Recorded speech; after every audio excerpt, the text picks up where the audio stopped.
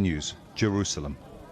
Well, Sir Keir Starmer has suggested that the UK will play a role in dropping aid into Gaza. Joining me now is BBC Arabic's Saeed Shehata.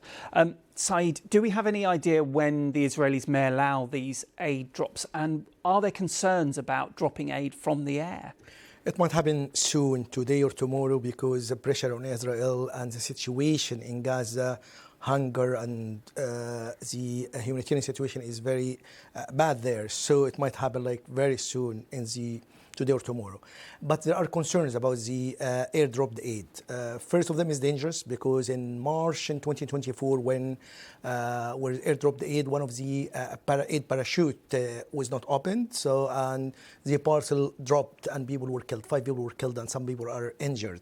In addition to that, it caused chaos because we were like running to get the food, and it will happen in chaos. And in addition to that, it's discriminating against the elderly people and people with mobility issues who cannot reach there.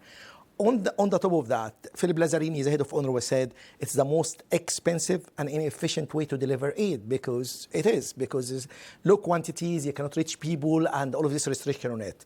On the top of that, he said about the equivalent of 6,000 trucks of food and medical supplies bound to go to Gaza, stuck in Egypt and Jordan because he cannot. And even there are some reports saying the Israeli army military destroyed thousands of tons of aid because they are spoiled because of the sun affecting them, waiting on the border. So all of that is problematic. To add on the top of that, more than 100 people were killed or died of hunger. The majority of them are children. In addition to that is almost a third of Gazans don't eat for days, according to the World Food Program. So these numbers, and more than 1,000 people were killed queuing to get aid. All of these numbers shows how is the gravity of the situation in Gaza and the urgent need. So the airdrop is all right, but is not enough. It needs to be the borders to be open and to allow the trucks to go in. International community saying what we need is a ceasefire. Yesterday, President Trump saying that Hamas did not want to make a deal on a ceasefire. Where are we on the negotiations? You know, Qatar and Egypt, the two mediators besides the US, Qatar and Egypt issued a joint statement saying there has been some progress in the last round of negotiation, which started on 6th of July and stopped yesterday after the delegation of Israel and the United States left Doha. And the statement said also the suspension of talks is a natural part of the process for the consultation to reach a deal.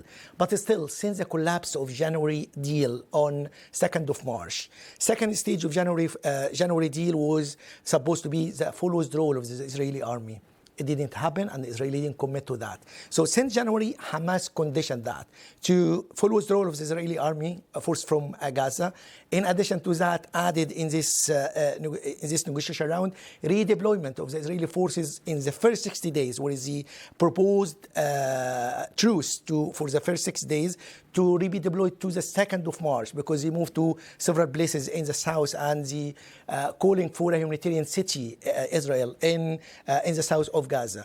So still the main point, but Israel refusing that. Israel said defeating Hamas is the only way. And even Mr. Witkoff, the special envoy, the U.S. special envoy to the Middle East, said there is other options to get the hostages. The same is repeated by the American president. So it might be the military option. Even Mr. Netanyahu said other option. So it seems the negotiation so far, Qatar and Egypt try to make it looks it's better, it might happen. Hamas senior official saying even is not collapsed yet. So there is hope from this side, but from the other side there is some pessimism. So we'll see in the next few days. But this is the only way to make aid efficient, to make aid reach more people, is to cease fire in order to allow trucks to go on through the crossings. Saeed Shehata from BBC Arabic, as always, thank you very much for your insight.